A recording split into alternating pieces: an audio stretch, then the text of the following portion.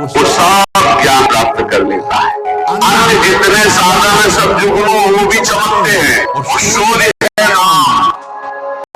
नाम समानता कोई अन्य साधन नहीं कर सकता। ऐसे तर जाओगे तुम्हें समझ भी नहीं पड़ेगा, सुख पूर्वक संसार से तर जाओगे, भाव सिंधु से पार हो जाओगे बिना प्रयास के सुख पूर्वक यदि नाम जप करोगे। स्वर्ग के देवता स्वर्ग और स्वर्ग के भोग छोड़कर मृत्यु लोक में मानव देह में आकर भजन करके भगवान को प्राप्त करना चाहते। आपको सहज में अवसर मिला मानव देह, अब मृत्यु लोक के भोगों में फंस करके नाम जप मत छोड़ो। और जब तुम नाम जप करोगे तो सारी विभूतियां आप पर कृपा करेंगी। श्री भगवान कह रहे हैं मेरी जिससे प्राप्ति होती है वो शुद्ध पूर्णात्मा होता है। शुद्ध पुण्यात्मा कौन होता है? जिसके मुख में मेरा नाम होता है। तो जो उपासक भगवान में डूबा हुआ है वो महामधुर रस विशद आनंद विभिन्न विभूतियों का कृपा पात्र बन जाता है। नाम जप की रुचि और बढ़े, इसीलिए भगवान का नाम एक नौका है। जो भगवान का नाम जपता रहता है मानो सुदृढ़ नौका में बैठा हुआ है। बिल्कुल चिंता मत करो, आप नाम जप करो, निश्चित आपको भगवत प्राप्ति हो जाएगी।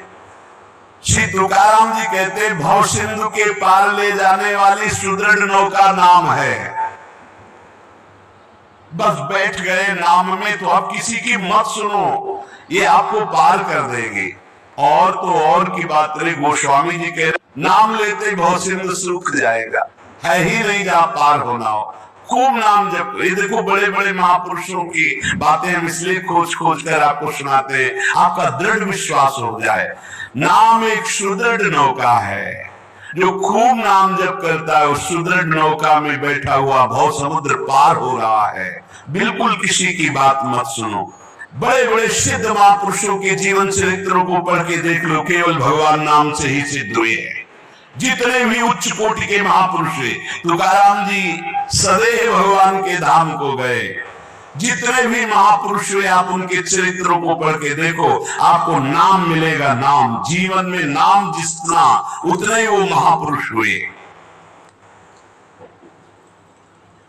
बीज पेड़ से ही प्रकट होता है, पर पेड़ बीज से ही प्रकट होता है। बताओ भाई, बीज फूटता है तब पेड़ प्रकट होता है और पेड़ से ही बीज प्रकट होता है। तो पहले क्या हुआ? बड़ा विचित्र है।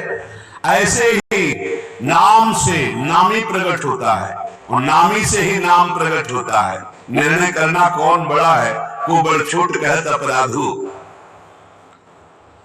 तुकाराम जी कहते हैं पेड़ के पेट में बीज है तभी तो फल रूप में आकर फिर बीज बनता है, और बीज के पेट में पेड़ समाया हुआ है। ऐसे ही भगवान में नाम विराजमान है तभी परिचय होता है, और नाम में भगवान विराजमान है तभी दर्शन होता है। नाम को पकड़ लो। निर्णय करना बड़ा मुश्किल है कि पहले पेड़ की पहले बीज, क्योंकि बीज के बिना पेड़ नहीं और पेड़ के बिना बीज नहीं। कैसे निर्णय कर पाओगे? बोले पेड़ बड़ा, तो बोले बीज के बिना पेड़ कहां से आ गया? तो बोले बीज बड़ा, तो बोले पेड़ के बिना बीज कहां से आ गया? बीज के बिना पेड़ नहीं, पेड़ के बिना बीज नहीं। तो पहले कौन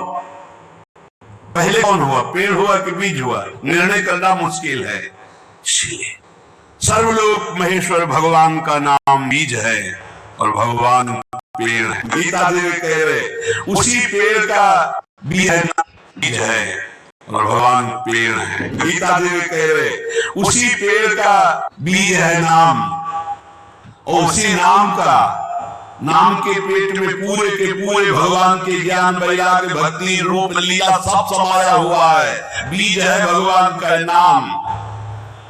श्री तुकाराम जी कह रहे हैं पंडित हो या बालक हो, मूर्ख हो या विद्वान हो, जो नाम को पकड़ लेता है वो सब ज्ञान प्राप्त कर लेता है।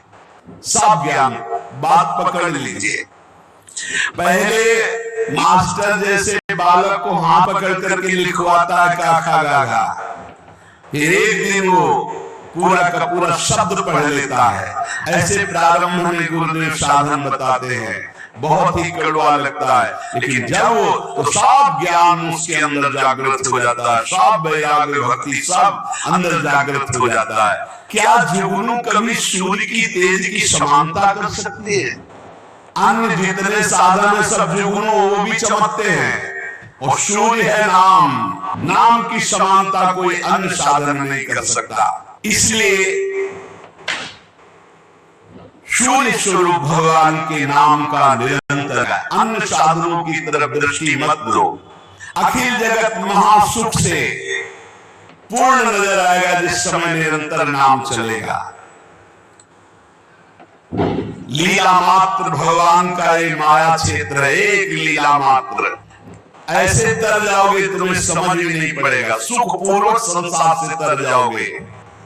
इस माया जाल से समाप्त होने के लिए तुकाराम जी कह रहे केवल मुख से तुम नाम उच्चारण करो, भवबंधन अपने आप छिन्न भिन्न हो जाएगा।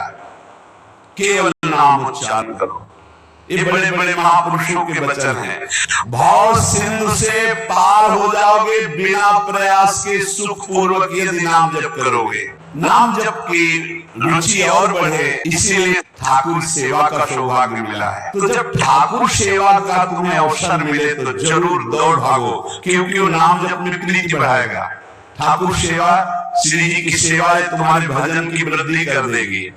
इसमें कभी ऐसा मत सोचो कि एकांत में बैठकर अगर मैं नाम जप करता तो ठीक था, ये हमको तो सेवा में लगना। सेवा से नाम जप की प्रीति और बढ़ती है। अगर देवालय में सेवा मिले या अपनी कुटिया में ठाकुर सेवा विराजमान करके मिले, धन्य होकर के प्रभु की गुण गाओ। देखो ना बड़े बड़े महापुरुषों सूरदास जी के असुर चल रहे, पद गा रहे, ठाकुर जी बैठे सुन रहे। ये भगवत मार्ग है, प्रेमियों का मार्ग। इसमें अलग दैन्य भाव होकर पद गायन कर रहे हैं और एकदम अपने को नीच समझ करके प्रभु की सेवा में लगे। बड़ी कृपा है जो हमसे सेवा करवा रहे हैं, नहीं तो पापाचरण भी तो शरीर से हो सकते। दो बातें यदि हो रही तो तुकाराम जी कह रहे हैं कि नाम जब बहुत शीघ्रता से निरंतर चलने लगेगा। यदि श्री जी की सेवा और श्री जी के गुणों का गायन, लीला गायन दैन्य होकर, जैसे राजा के सामने कुछ चंद धन के लिए शुद्ध मागध बंदी जन उनका जस गाते, ऐसे हम प्रेम के लिए अपने आराध्य देव का जस गाते हैं। तुकाराम जी कह रहे स्वर्ग के देवता इच्छा करते कि कभी भगवान में मृत्यु लोक में मानव दे दे, जिससे मैं भजन करके भगवान को प्राप्त करूं। और तुम मृत्यु लोक के भोगों में भगवान के भजन को छोड़ रहे हो। स्वर्ग के देवता स्वर्ग और स्वर्ग के भोग छोड़कर मृत्यु लोक में मानव देह में आकर भजन करके भगवान को प्राप्त करना चाहते हैं। आपको शहर में अवसर मिला मानव देह, मृत्यु लोक के भोगों में फंस करके नाम जप मत छोड़ो। इंद्रियां ये कलह करती ही रहेगी, भगवत प्राप्ति नहीं हुई थी। मुझे ये भोग भोगना है।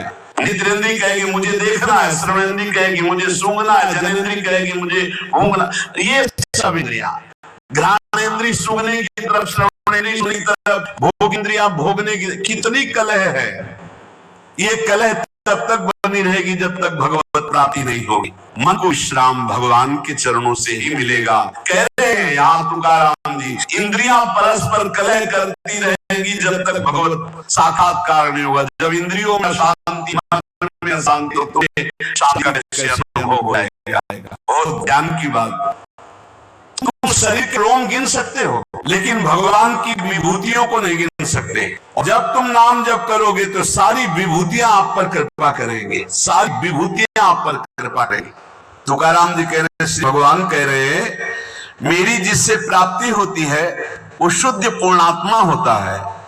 शुद्ध पुण्यात्मा कौन होता है? जिसके मुख में मेरा नाम होता है। जो मेरा अनन्य गति का होता है उसी को प्रेम प्राप्त होता है, और जो मेरे नाम का अनन्य हो जाता है उसे मेरी अनन्य गति प्राप्त होती है। पकड़ो महापुरुषों के वचनों को, पकड़ो। सब नाम